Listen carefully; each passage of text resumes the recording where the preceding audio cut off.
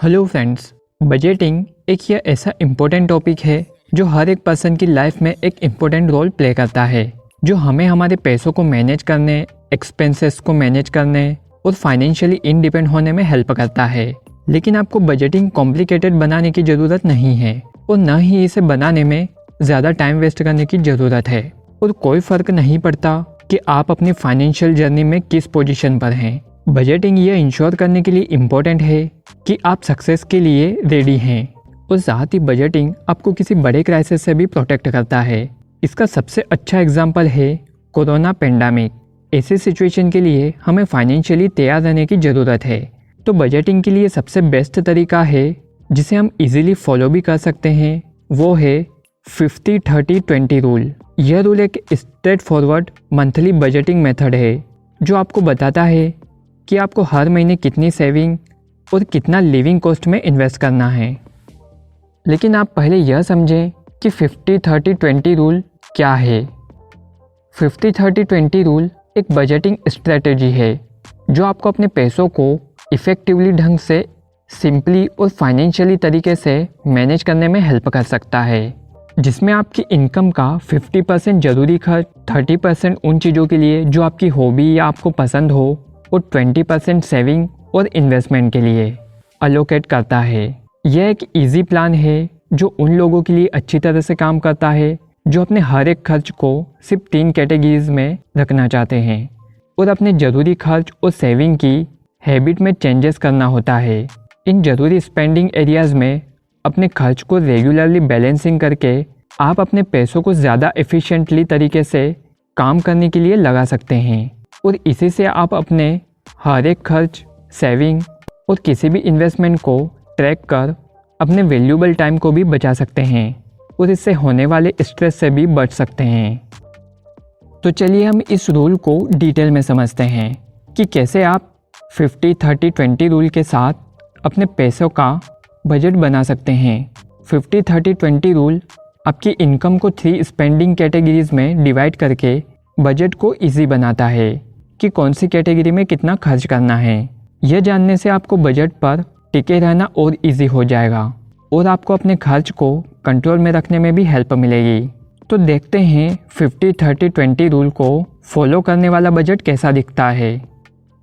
50% needs, मतलब आपकी income का 50% डेली लाइफ की ज़रूरतों के लिए या अपने पैसों को डेली लाइफ की ज़रूरतों पर खर्च करना। ज़रूरतें वह बिल है जिनका आपको पे करना ही होता है, और यह वह चीज़ें हैं जो सर्वाइव करने के लिए ज़रूरी भी है। इसे इसी तरह से समझें तो ज़रूरतें वह खर्च है जिनसे आप कभी बच नहीं सकते हैं।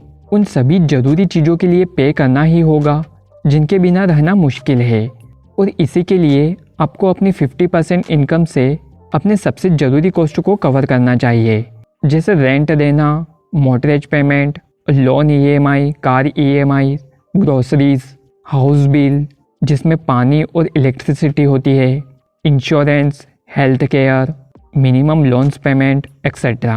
यह वह चीज़ें हैं जो हर एक पर्सन के लिए ज़रूरी होती है अकॉर्डिंग टू सिचुएशन, जो आपको अपनी ज़रूरतों और ओब्लिगेशंस को पूरा करने के लिए चाहिए होती है। लेकिन अगर आप अपनी ज़रूरतों के 50% से ज़्यादा खर्च कर रहे हैं तो आपको या तो अपनी ज़रूरतों में कटौती करनी होगी या अपनी लाइफस्टाइल में कुछ चेंजेस करने की ज़रूरत होगी, ताकि आप अपनी इनकम से अपनी ज़रूरतों के 50% से ज़्यादा खर्च ना कर सको।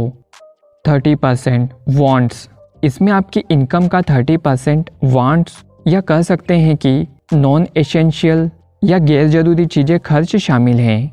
इसमें अगर आप चाहें तो अवॉइड कर सकते हैं।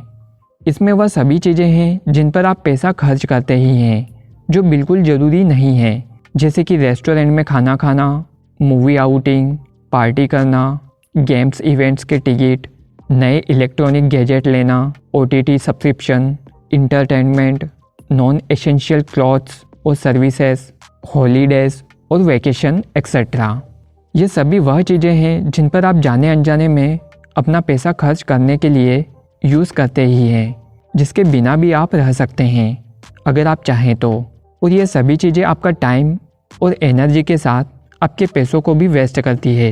लेकिन ऐसा भी नहीं है कि आपको एंजॉयमेंट बिल्कुल ही नहीं करना चाहिए।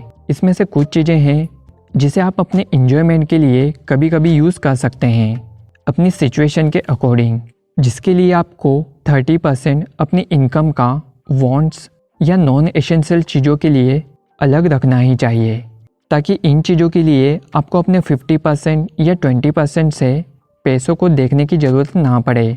और कोशिश करें कि आप इस 30% को हमेशा कंट्रोल में रखें और साथ ही यह भी कोशिश करें कि आप 30% में से भी बचाकर 20% सेविंग और इन्वेस्टमेंट में ऐड कर सको।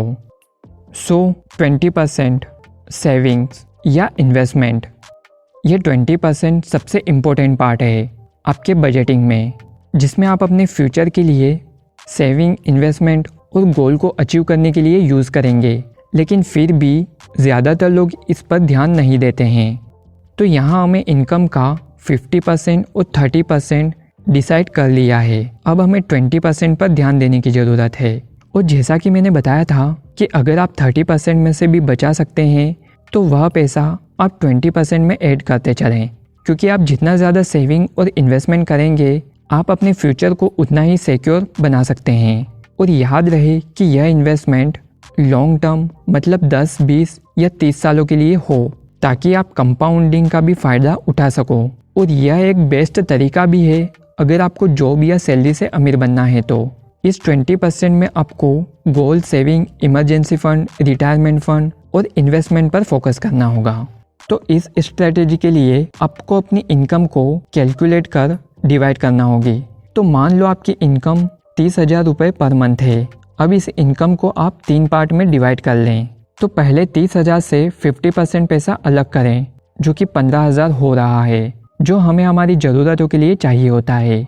फिर उन्हीं 30,000 में से 30% पैसा अलग करें, जो कि 9,000 हो रहा है, जो हमारे नॉन एसेंशियल खर्च के लिए है। और फिर उसी 30,000 से 20% पैसे को अलग करें, जो कि 6,000 हो रहा है, जो हमारी फ्यूचर सेविंग, इन्वेस्टमेंट और गोल्स के लिए है। अब यह सिर्फ एक एग्जाम्पल है। यहाँ आपका बजट और आपकी इनकम एक पर्सन से दूसरे पर्सन में डिफरेंस हो सकता है। तो आप अपनी इनकम को कैलकुलेट कर फिर इस रूल के अकॉर्डिंग डिवाइड करें।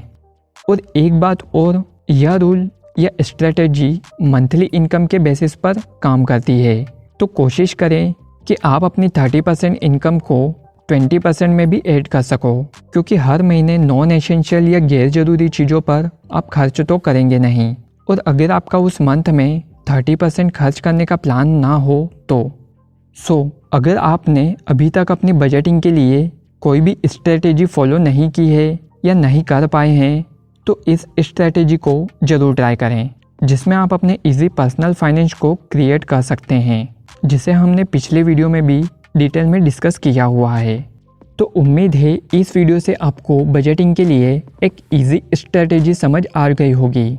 फिर भी अगर आपका कोई क्वेश्चन या क्वेरी है और आप आगे किस तरह के टॉपिक पर वीडियो चाहते हैं तो हमें कमेंट करके ज़रूर बताएं और इस चैनल को सब्सक्राइब करें और ग्रो करने में हेल्प करें। Thanks for watching and giving your valuable time.